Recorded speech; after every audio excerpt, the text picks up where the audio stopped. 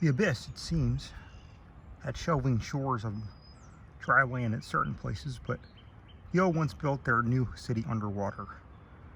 No doubt because of its greater certainty of uniform warmth. The depth of the hidden sea appears to have been very great, so that the Earth's internal heat could ensure its habitability for an indefinite period.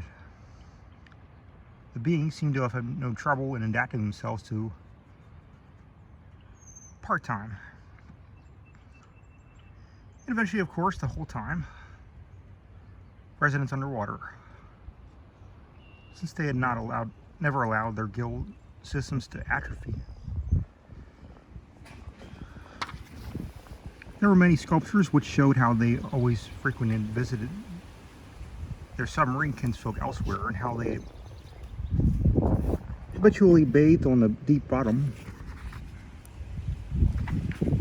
of the great river. The darkness of inner Earth could likewise have been different to a race accustomed to long antarctic nights.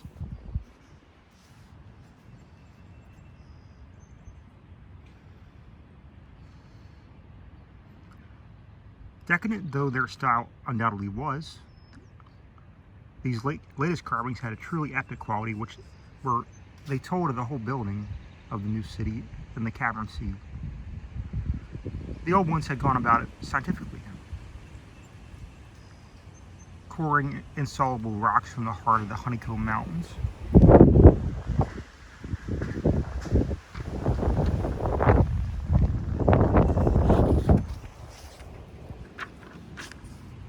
And employing expert workers from the nearest submarine city to perform the construction according to the best methods. These workers brought with them all that was necessary to establish the new venture: Shoggoth tissue from which to breed the stone lifters and subsequent beasts of burden for the cavern city, and other protoplasmic matter to mold into phosphorescent organisms for lighting purposes. At last, a mighty metropolis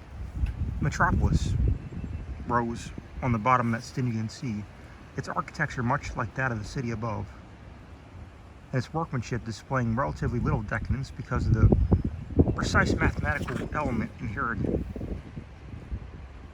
in building operations. The newly bred Shoggoths grew to enormous size and singular intelligence, and were represented as taking and executing orders with marvelous quickness. They seemed to converse with the old ones by mimicking their voices, a sort of musical piping over a wide range, if Porter Lake's dissection had indicated aright, and to work more from spoken commands than from hypnotic suggestions as in earlier times.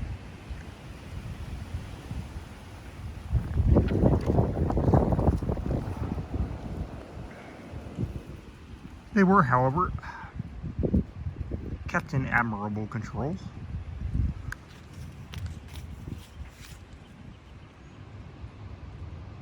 Phosphorescent organisms supplied light with that ineffectiveness.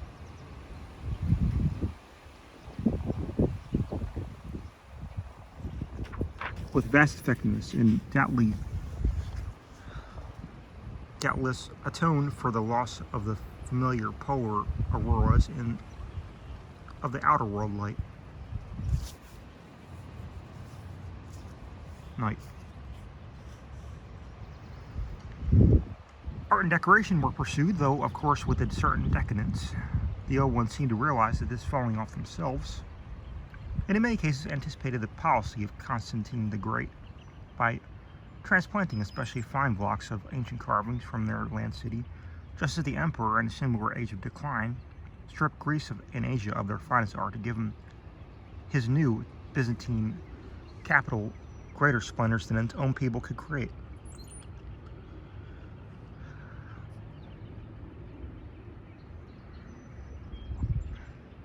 That the transfer of sculptured blocks had not been more extensive was doubtless owing to the fact that the land city was not at first wholly abandoned.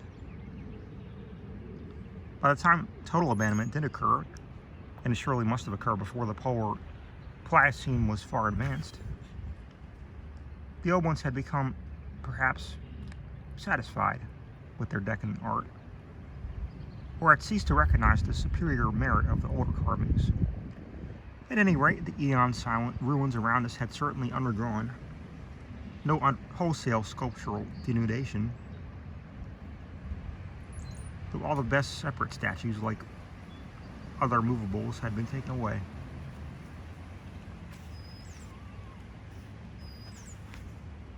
The decadent cartouches and dados telling the story were, as I've said, the latest we could find in our limited search.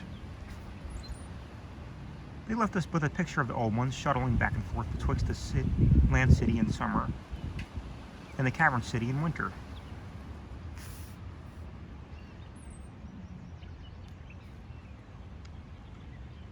And sometimes trading with the sea-bottom cities off the Antarctic coast.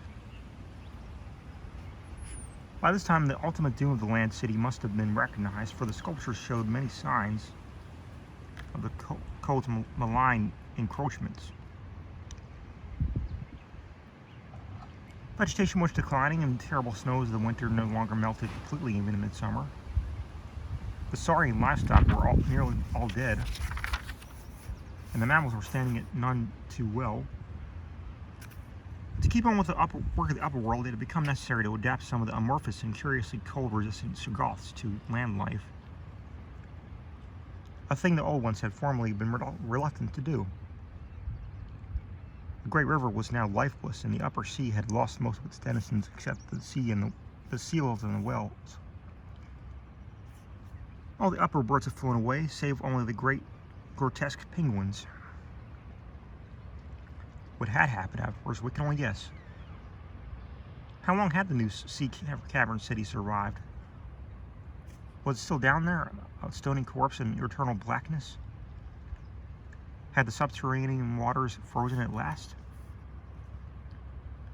To what fate had the ocean-bottom cities of the outer world been delivered? Had any of the old ones shifted north ahead of the creeping ice cap? Existing geology shows no trace of their presence.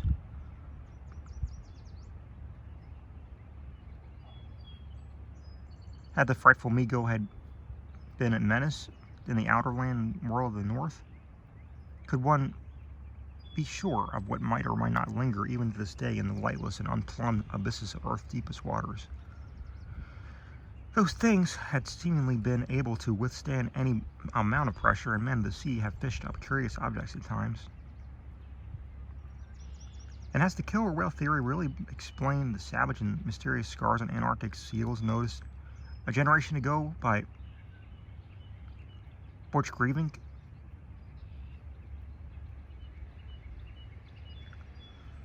The specimens found by Poor Lake would not enter in these guesses, for their geologic setting proved them to have lived at what must have been a really early date in the land city history. They were, according to their location, certainly not less than 30 million years old, and we reflected that in their day at the sea cavern city. Indeed, this cavern itself had no existence. They would have remembered an older scene with lush tertiary vegetation everywhere.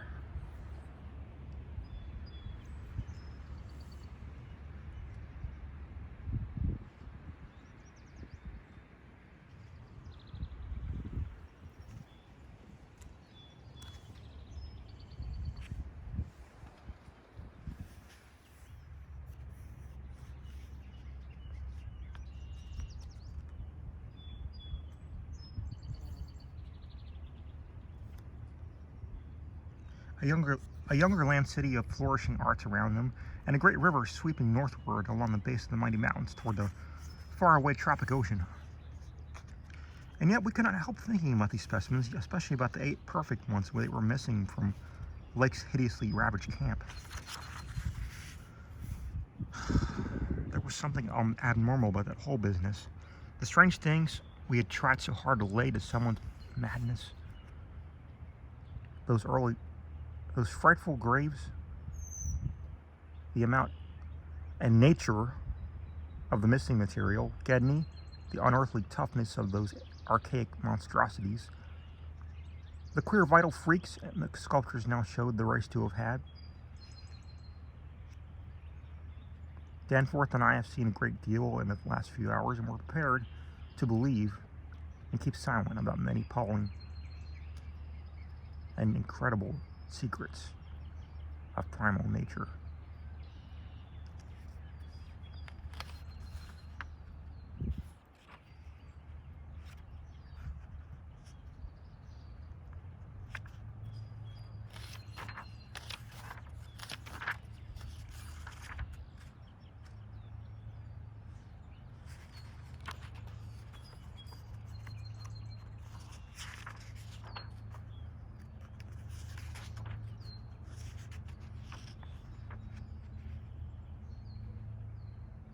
Nine.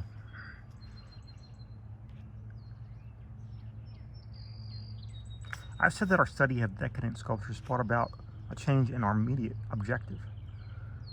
This, of course, had to do with the chiseled avenues to the black inner world, of whose existence we had not known before, but which we're now eager to find and traverse. From the evident scale of the carvings, we deduced that a steeply descending walk of about a mile through either of the neighboring tunnels would bring us to the brink of the dizzy, sunless cliffs above the great abyss, down whose side adequate paths, improved by the old ones, led to the rocky shore of the hidden and nighted ocean. To behold this fabulous gulf in stark reality was a lure which seemed impossible of resistance once we knew of the thing. Yet we realized we must begin the quest at once if expected to include it in our present flight. It was now 8 p.m. and we had not enough battery replacements to let our torches burn on forever. We had done so much of our study and copying below the glacial level that our battery supply had at least 5 hours of nearly continuous use.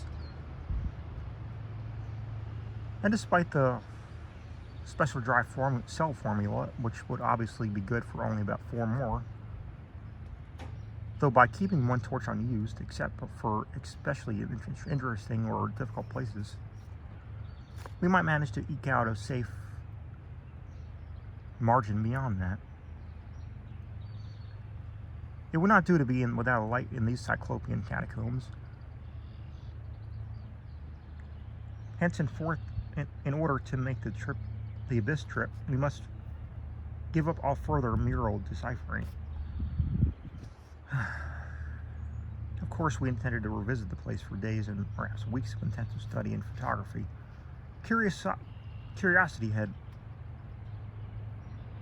having long ago got the better of horror, but just now we must hasten. Our supply of trailblazing paper was far from unlimited, and we were reluctant to sacrifice spare notebooks or sketching paper to augment it. But we did let one large notebook go. If worse came to worse, we could resort to rock chipping, and of course it would be possible, even in case of really lost direction, to work up to full daylight by one channel or another, if granted sufficient time for plentiful trial and error. So at last we set off eagerly in the indicated direction of the nearest tunnel.